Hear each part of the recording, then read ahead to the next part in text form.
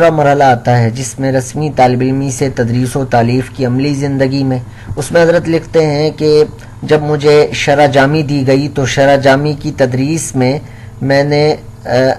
نحو کی ایک کتاب تھی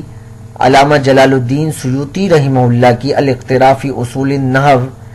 اس کا خلاصہ میں اس کے مباحث کا خلاصہ بنا کر جاتا اور شرح جامی کے مقدمۃ العلم کے طور پر طلباء کرام کے سامنے رکھتا، اور اصول لغت سے متعلقہ کتب وہ آپ نے المظہر فی علوم اللغہ و انواعها کا۔ آپ سب حضرات جانتے ہیں کہ مطالعے کا دائرہ محدود نہیں ہے، بلکہ مطالعے کا دائرہ بصری کے ساتھ سمعی آڈیو بک بھی ہے، تو جو کتاب پیچھے گزری الاقتراء فی اصول النحو آپ اس کا مطالعہ کر سکتے ہیں، اور اگر آپ مطالعے کا آپ کے پاس وقت نہیں ہے تو آپ اس کو سن بھی سکتے ہیں۔ یہ نیٹ سے ہم نے آپ کے سامنے تصویر آپ پیش کر دی، اور یہ المظہر فی علوم اللغہ ہے،